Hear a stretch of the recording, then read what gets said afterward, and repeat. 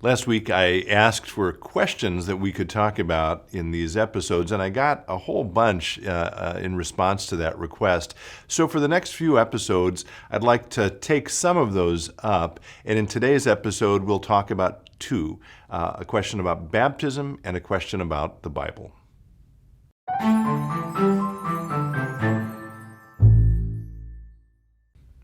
Hello friends, Pastor Tim Westermeyer here. Thank you for spending a little time with me today. Let me start today's episode with a little bit of inside baseball about this podcast. This is now episode 148 or something like that.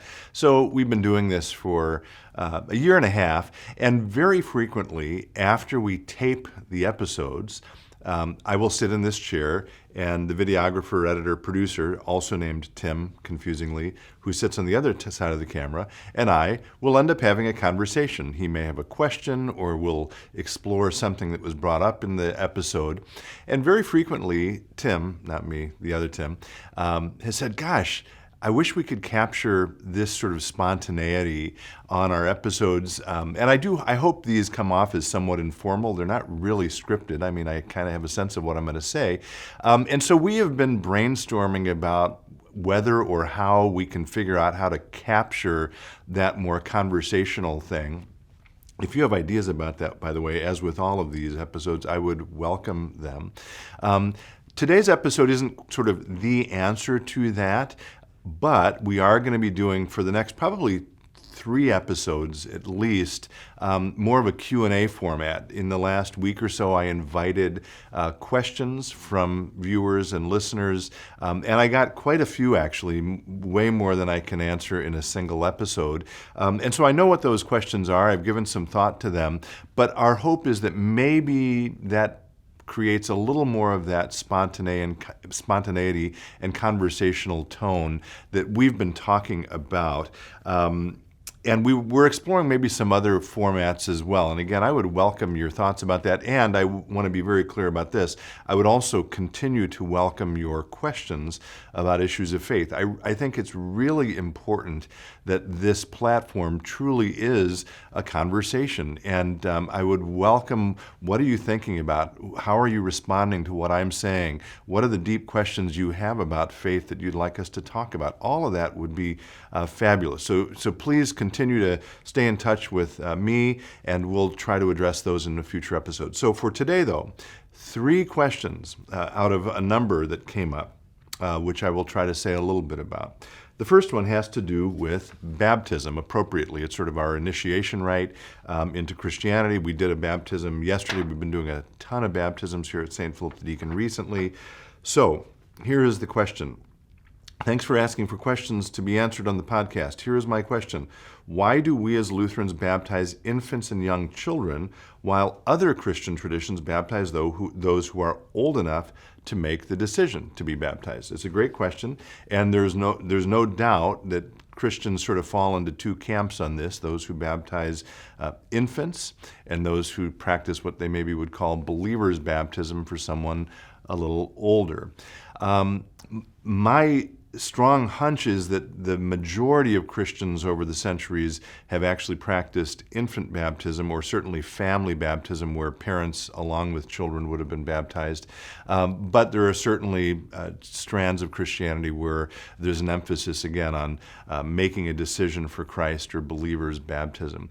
And I guess what I would say about this is a couple of things. One, when we isolate the act of baptism by itself and remove it from the context of community, and we remove it from the context of learning about faith, that's where we have problems. So we say, oh, well, you're baptized as an infant, you're all done, or you're baptized as an adult, you're all done. I think it's far better to remember that baptism is connected to education and community. The question is, does that education and community come after you're baptized, or does it come before you're baptized? So in the case of Lutherans, we baptize as infants very frequently into a community, and then we presume and we expect parents and godparents and the congregation to help guide and lead and instruct that child as he or she grows. And if you take that away from the baptism, you have a problem. Similarly, on the other type of baptism, the presumption is, well, someone has learned about the faith, and the baptism is sort of the culmination of that learning. And there are strengths and weaknesses to both, right? Infant baptism emphasizes, I would say, God's grace, that all of this is the result of God's love. We can do nothing to save ourselves. And how is that? That cannot be better emphasized than a little infant who can't make any decisions for him or herself being reached out with God's love in the act of baptism. That's the strength of that, is it emphasizes God's grace. The downside is it can feel like it's magic. Oh, well, they've been baptized, now they're taken care of, they never need to walk the life of faith. Again, that's a misunderstanding or a mistake. The other, of course, emphasizes, well, there's some kind of participation on our part. So I've now learned about Jesus, and I want to be baptized. I'm affirming my faith, and that's a good thing. It again acknowledges the note of our participation in God's love. The downside of it, though, is the emphasis ends up being on the person being baptized. I did this, and potentially that can turn into I do not need God. I did it on my own. So again, I think you could make arguments for both. I certainly wouldn't want to throw stones at folks who practice a different kind of baptism than we do. But again, I think you have to remember or think about it holistically rather than just the act itself. And I'm realizing this episode may be longer than I thought. So I think I'm going to, instead of doing 3 questions, I'm going to do 2. So the first there was baptism. Second, I will say a word about the Bible. And here's the question. Sometimes I run into guys who, after reading an article or watching a documentary, tell me that the Bible is a made-up story. I'd love to hear how you would respond. So I would first respond by saying, take a look at the recent episode we did about how to interpret the Bible. And one of the important points, in fact, it was the first point I made, is that the Bible is not a book, but it is a collection of books, of 66 books. So when someone says the Bible is a made-up story, I think you have to press them further and say, which book of the Bible are you talking about? I would say there is a book in the Old Testament, the book of Jonah.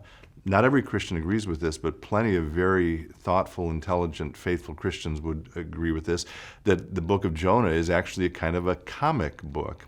It utilizes a particular form of sort of Jewish humor.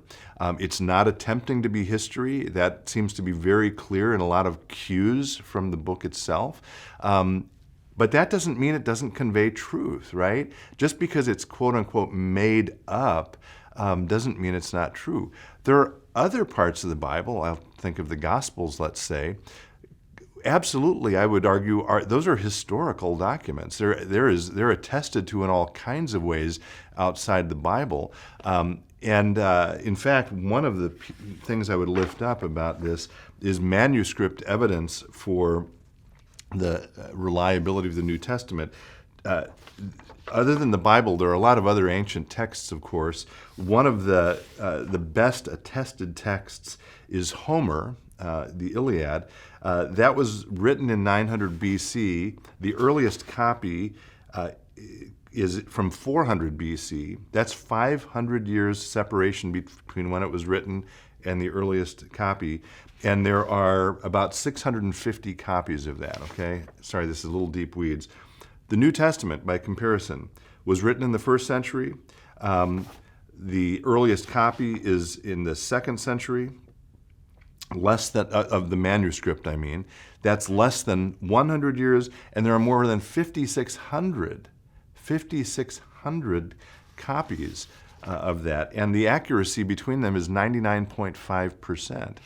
Now, I'm not saying that's the only reason we should trust the Bible, but if you want to say the Bible is all made up, you have a hard time proving that based on documentary evidence, I guess I would call it.